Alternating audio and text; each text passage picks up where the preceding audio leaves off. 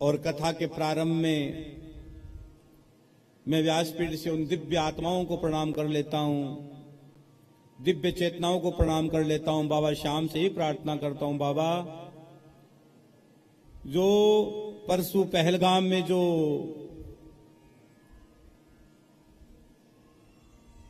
घटना घटित हुई,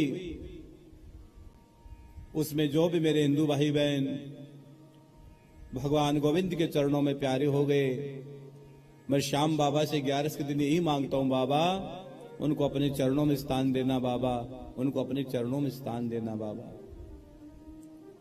मैं तो 11 के दिन बाबा श्याम से ही मांगता हूं, बाबा हे मेरे मालिक, हे मेरे मुकद्दर के मालिक श्याम बाबा, उन सब हरि भक्तों को अपने चरणों में स्थान देना। उनका भजन हुआ हो या नहीं हुआ हो, कैसा भी भाव रहा हो गोविंद, लेकिन उनको मुक्त करना गोविंद, उनको मुक्त करना। और ये कथा के माध्यम से भागवत भगवान से भी प्रार्थना करता हूं, भागवत भगवान मैं जो सुना रहा हूं उन दिव्य चेतनाओं तक ये कथा पहुंचे, जिनकी अकाल मृत्यु हो गई है, वो उनकी काल मृत्यु नहीं हुई, इनका काल मृत्यु हो गई है, और अकाल मृत्यु भी हो जाती है, उसकी भी भागवत मुक्ति कर देती है। ये भागवत है मेरे बहन भाई, वो सामान्य ग्रंथ के सामने हम लोग नहीं बैठे। और मैं भारत सरकार से प्रार्थना करता हूं, मैं भारत सरकार से प्रार्थना करता हूं, और हिंदुओं जाग जाओ।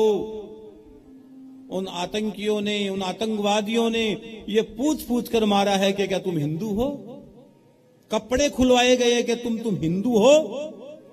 और हिंदू बोला, न जानू से क्यों बोले कि हिंदू है, नहीं हो तो बोले हमारे जो कलमे वो पढ़ो आप।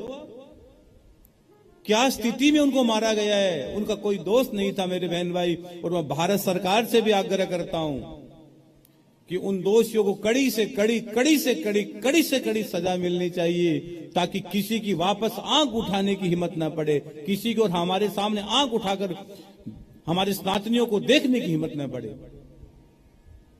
अब तो सर्जिकल स्ट्राइक से नहीं, बड़ी स्ट्राइक होनी चाहिए, खेल खत्म कर देना चाहिए उन लोगों का, पापियों का।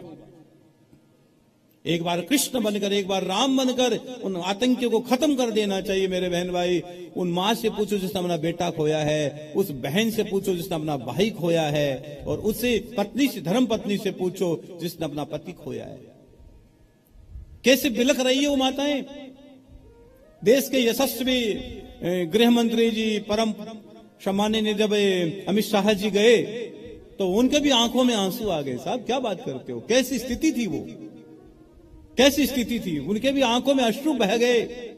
और देश के प्रधानमंत्री जी ने अपना दौरा बीच में छोड़ कर, संक्षिप्त दौरा करके तुरंत भारत लौट आए।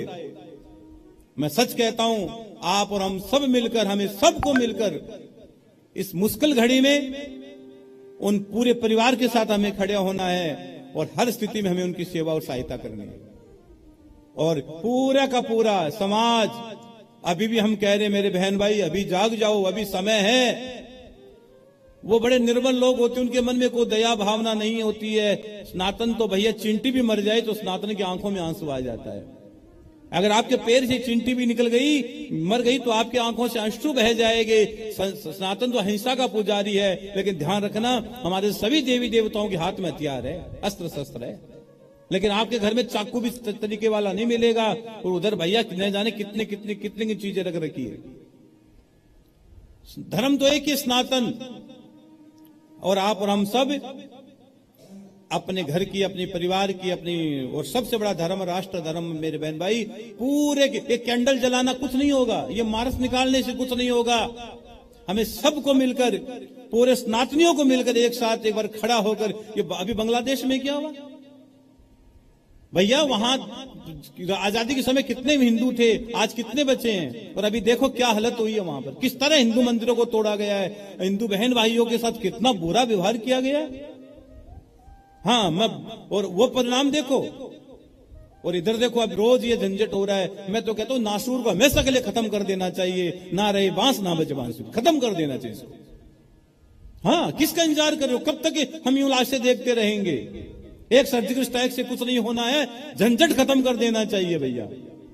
हाँ, पूरा खेला खत्म कर दो, कुछ नहीं होगा, वो मरा पड़ा मार के खत्म करो। और उन दिव्य आत्माओं को पुनः मैं भगवान से प्रार्थना करता हूं, श्याम बाबा उनको अपने चरणों में स्थान दे। आइए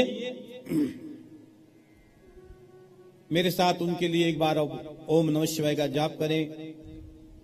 ओम नमः शिवाय, ओम नमः शिवाय, ओम नमः शिवाय।